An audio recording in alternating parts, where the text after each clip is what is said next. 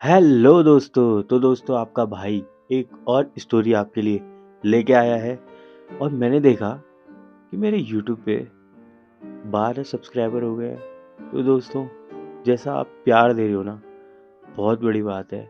और इतने कम टाइम में इतना ज़्यादा प्यार, ये बहुत बड़ी बात है। तो तभी मैं सोच रहा हूँ डेली डेली आएंगी वीडियो। तो दोस्तों स्टोरी की स्टार्टिंग करते हैं। ये है एक उत्तराखंड के मुंशेरी जगह की स्टोरी।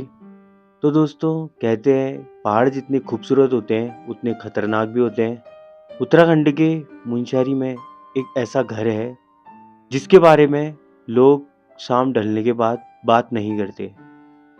आज मैं आपको एक ऐसे ही लड़के की कहानी सुनाने जा रहा हूँ जिसके पापा गवर्नमेंट ऑफिसर थे और जिनका ट्रांसफ़र ही उनकी ज़िंदगी की सबसे बड़ी गलती बन चुकी थी।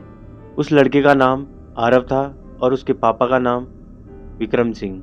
उसके पापा विक्रम सिंह एक ईमानदार ऑफिसर थे।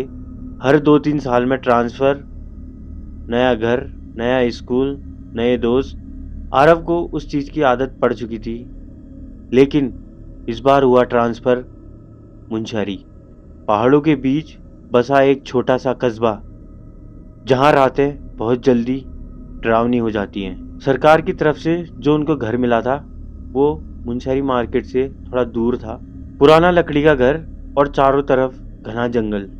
जब आरव ने उस घर की तरफ देखा तो उसे पहली नज़र में ही अजीब सा लगा। वो अपने पापा से बोलता है, पापा ये घर ठीक नहीं है। लेकिन सरकारी घर था, मना करने का सवाल ही नहीं। जब आरव बाहर की ओर जाता था तो गांव वाले उसको अजीब नज़रों से देखते थे। कोई खुलकर उनसे बात भी नहीं करता था। फिर एक दिन आरव स्कूल से आ रहा था तो उसको एक बुजुर्ग दादाजी टाइप इंसान दिखे। तो उसने उनसे पूछा और वो वहीं के थे। तो उसके मन में पता नहीं इच्छा थी पूछने की कि ये घर पहले किसका होगा, क्या था। तो उसने दादाजी से पूछा, दादाजी जिस घर में हम आए हैं ये घर पहले किसका था।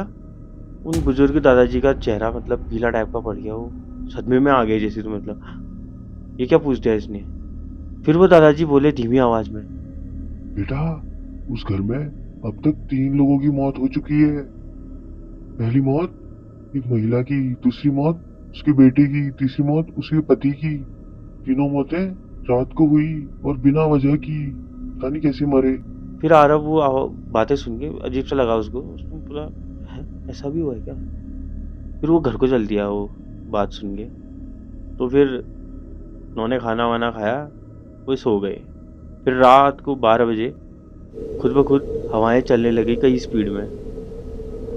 सर सर इतनी हवा चलने लग गई थी कि खिड़कियां भी खुद ब खुद हिलने लग गई। रात के 3 बज रहे थे।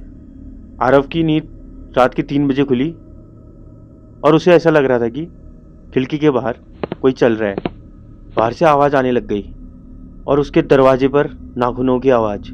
फिर उसने जैसे तैसे हिम्मत जुटाई। उसने सोचा कोई जानवर है होगा, वही कर रहा होगा ऐसा। तो उसने दरवाज़ा खोला और बाहर पे कोई नहीं। जब उसने फर्श पर देखा, वहाँ पर गीले पैरों के निशान। धीरे धीरे कई दिनों तक कुछ ना कुछ रातों को होते रहता था।